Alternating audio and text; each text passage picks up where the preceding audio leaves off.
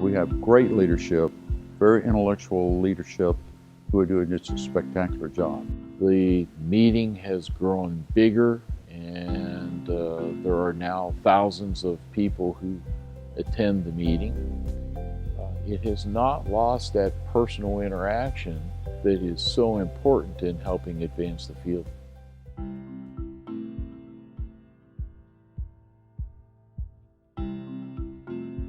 Now, many lectures before mine have described the inspiring life of Dr. James Ewing. Time does not permit me to go into details about this extraordinary man who is a noted pathologist and director of Memorial Hospital from 1931 to 1939. Now, the best summary about his influence on the field of surgical oncology, I think, is described in this quote by Dr. Ed Scanlon in his presidential address in 1975. "It is James Ewing, more than any other man, who can be said to be the founder of surgical oncology in this century." Well, Dr. Ewing was started the Memorial Sloan Kettering Cancer Center in 1913, and he was a pathologist over at Cornell. And he somehow must have had tremendous charisma, because all the other disciplines, the clinical disciplines, just continued to pay homage to him over the years. Now, by the time I came to Memorial Sloan Kettering, I came there as a fellow in 1950. By the time I came, he was long since dead, but they were still talking about him. Our story begins in 1939 when these 5 surgeons, Dr. Al Hocker, John Blady, Sam Blinkley, John Worth, and William McComb, met over lunch at the old Memorial Hospital on Central Park West in New York City. The first meeting of the James Ewing Society was held on June 10th, 1940, at a lunch at the Lexington Hotel. Those attending this historic luncheon agreed to form an alumni society, and William McComb was named as the first president. So the next day, Dr. McComb went to Dr. Ewing and asked for permission to use his name, quote, "as a tribute to your leadership." Dr. Ewing readily agreed and stated that he was sure the society, quote, "would have a notable future." I owe dearly to those who preceded me, all the way from Bill McComb, who actually was honoring James Ewing in the 1940s. He probably, meaning Bill McComb, would probably be the real founder of the Society of Surgical Oncology. And what he has done, I think, for American medicine and surgery has been immense. The Ewing Society met for the second time in Cleveland, Ohio in June 1941, again at an American Radium Society meeting.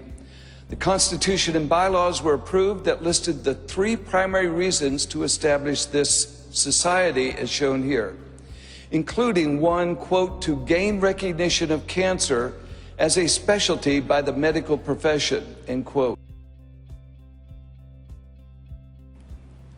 Now, the first annual cancer symposium of the James Ewing Society was held in 1948 at the new Memorial Hospital. During the day-and-a-half session meeting, there were scientific sessions on chemotherapy and radioactive isotopes, as well as clinic and laboratory demonstrations and an operative clinic. I think it's exciting that we're having this anniversary of the Society of Surgical Oncology. I remember so well the first James Ewing meeting I went to as a fellow when it was at the Memorial Sloan Kettering Hospital, and was primarily staff with a few outsiders. And to see this organization become part of the university community as it has, and then to develop into such a large and productive organization at the present time, is really exciting to me. I'm really proud of it. We really need to become a global surgical oncology organization. And there's a lot of exciting things happening around the world in surgical oncology. My hopes that we continue to reach out and be a global society. The Best of SSO has been very good in doing that. And out of the best of SSO has come the formation of the LASO, the Latin American Society of Surgical Oncology, which has been very exciting. And it's because we've become a more inclusive society. International members are now just regular members. Globally, many countries look to partner with the SSO, recognizing that the SSO has, and the members of the SSO have really been thought leaders globally in surgical oncology. And we have tried to position ourselves to provide many of our educational models to those or the other organizations. The focus on international activities is going to be very, very important. There are many areas of the third world, for example, where oncology almost doesn't even show up on the roster of deadly illnesses because patients don't survive, or people don't survive long enough to actually develop cancer. This is going to be a very important activity where the SSO can exert tremendous international leadership. So I'm very encouraged to see this newfound thrust and direction strategically for the organization.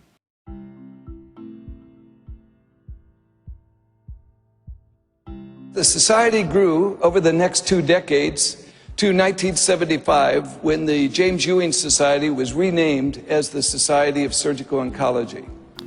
Yeah, the SSO, when I was in training, was small. It was the Ewing Society. It really, the majority of the members were from Memorial Sloan Kettering in view of Dr. Ewing. The SSO originally started, as you know, as a local society of a Memorial Hospital, as the Ewing Society, and subsequently started taking members from outside Memorial influence. When I first got involved in SSO in 1976, 77, there was still this huge issue as to whether it should be limited to the alums of Memorial Sloan Kettering, or then the alums of Memorial Sloan Kettering and MD Anderson. And there was a decision by one of my mentors, Dick Wilson, and a few other leaders to open it up to everybody who was interested in the society. That was transformative. We had a good organization and we had good, fair attendance, but we were losing ground. And the decision had to be made to do something. So one of the first things that we really pushed hard was to take and change the name. When we started and shifted from the James Ewing Society to the Society of Surgical Oncology, we really switched from a multidisciplinary cancer approach, since the James Ewing Society included the other disciplines pretty actively. We're shifting to a surgical focus. And I think that, as a matter of fact, that was one of the stumbling blocks in shifting the name from James Ewing Society to the Society of Surgical Oncology, was that some of the non-surgeons felt a little miffed about it. I remember that it was a heated meeting, but it was unanimous after a period of discussion. I think the main thing for writing is educate yourself. And I always tell the residents, writing a paper on a subject teaches you. It's incidental whether you can get it published and other people read it, but it's an essential thing for your own self-education is to delve into a subject deep enough with a view of the literature and thinking about it, and then putting your thoughts to paper and organizing your thought. That's the essential educational thing for understanding a subject. The whole sequence of cancer treatment is sort of step by step, and there's no major step at any one time. It's always the increment of success is little by little. The late 80s were a very difficult, if not a dangerous time for the society. It was it had lost its momentum and was at risk, especially financial risk. We are frankly tethering in the red? Oh, the major issue was at the time that Charles was president, we were broke. We didn't have any money. And so there was a great concern that the society had to become fiscally viable. We decided to have a presidential retreat. And we did this energetically with the membership fully behind us. We had about 25 or 30 people, spent 2 full days. We broke up into small groups and we examined every aspect of the Society of Surgical Oncology and made recommendations for very substantial, even radical changes in the organization. Amongst other things, we changed the format of the society, bringing in subspecialties, bringing in non-physicians who were working energetically in cancer. I vividly remember the strategic planning meeting that brought us together in Houston. And I remember thinking at the time that, well, I'm not sure. All of this sounds good. We've got some nice bullet points, but how to make things happen. And it was that initiation and carry through over those 5 years where we looked to embrace corporate support, something that had never been done before, to try to put together enough funds that would at least carry us forward for a single year. So I think the recognition that the society was no longer just a small group of get-together friends, but a real, viable, international, global oncology society. And to be that, you had to be fiscally responsible. We interviewed Jim Slawney and hired him at that meeting as the new contracted management service. Jim and his team did an amazing job after that of getting corporate sponsorships, corporate exhibits, raising money such that we went from having no money to a reserve of almost $800,000 within 4 or 5 years. As a consequence, that strengthened our robust educational programs, and it strengthened our efforts to enhance bringing in new membership into the group. We had a lot of general surgeons who really didn't qualify for being in the Society of Surgical Oncology, and we took a look at that under leadership of Dr. Balch and really discovered that many general surgeons did at least 40 to 50% of their practice in cancer and had a major interest in cancer. They belonged to the American Cancer Society, but they didn't belong to the SSO. So our membership went like that, and that was a good move. And that also broadened the access of patients to qualified surgeons. And during that time, we blew up huge numbers of members with changing some of the requirements for membership, which I think strengthened the organization considerably. It was really a 180-degree turn in how the meeting was run, and you saw more input from other surgical oncologists from around the country, giving their presentations and their experience. And I think that was a real key change, was that meeting at the Waldorf Astoria in New York. And then the final thing we did at that meeting was to approve a new journal owned by the Society of Surgical Oncology, for which we went out and contracted with several companies and finally had Raven Press, who agreed to be our publisher on a contracted basis, but we owned the journal and the intellectual property right, which put us in a very good position. It was a small journal, and as Charles Balch has done such a nice job over 25 or 30 years, he really grew that into a nice journal. The most significant events during my presidential year, 2012 to 13, was definitely the transition to self-management of the society. We were really starting from ground zero, re-engineering the entire way the society did business. Now, under the leadership of President James Economou and President-elect Monica Morrow, the transition team shown here worked tirelessly over 12 months. And a great deal of credit for the success goes to our first employee, Mrs. Eileen Widmer, who took the risk with us to establish new management and administrative services, to hire staff, locate a new office, establish a new website and new information systems, all while providing the services SSO members enjoy without any disruption. Historically, board recognition was an original strategy of the Founding Fathers and continued to be one of the top agenda items throughout our 75-year history. We fought for it for years and years to try to get it established and to stress that there was training required beyond the general surgical residency to become a cancer surgeon.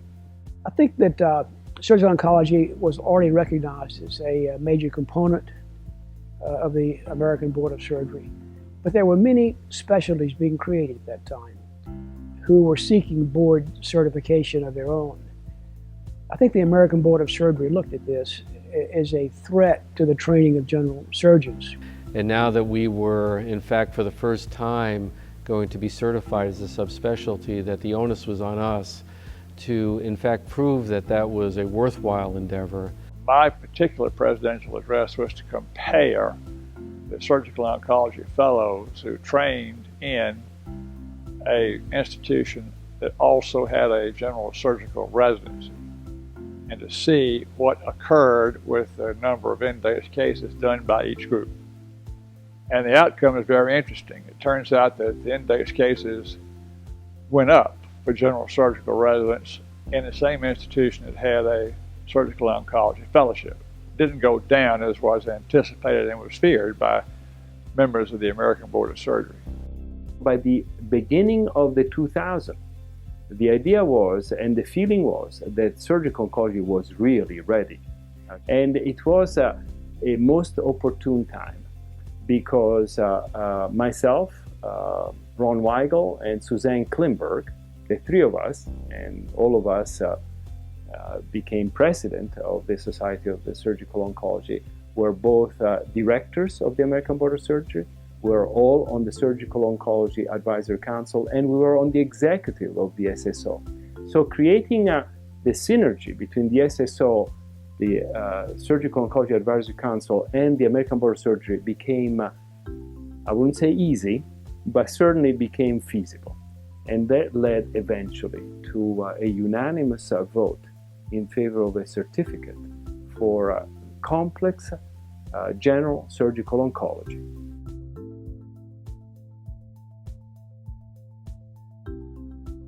This year we have the inaugural certifying examination in complex general surgical oncology.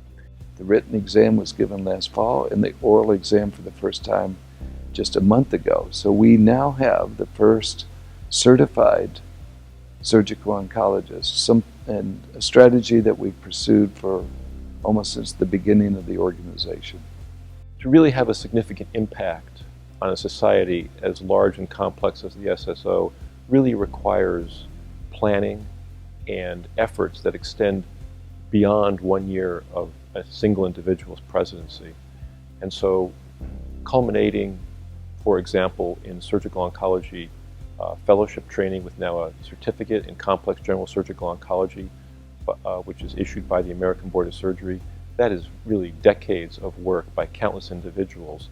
And I'm honored that this final board certification, that we now have board certified surgeons in surgical oncology, happened during my presidency.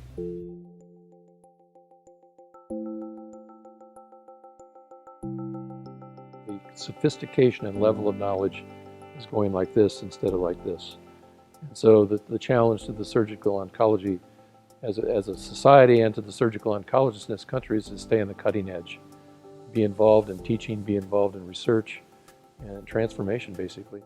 So I think the future of surgical oncology and the future of SSO do remain a challenge because surgical oncology as a specialty is really breaking up into a bunch of disease site specialties. So we are facing the challenge that maybe 15 or 20 years ago general surgery faced when surgical oncology wanted to break off, and how would they remain relevant? And now we have the same issue. Because the field has changed so much that unless we are engaged with the medical and radiation oncologist, our patients will not be well served.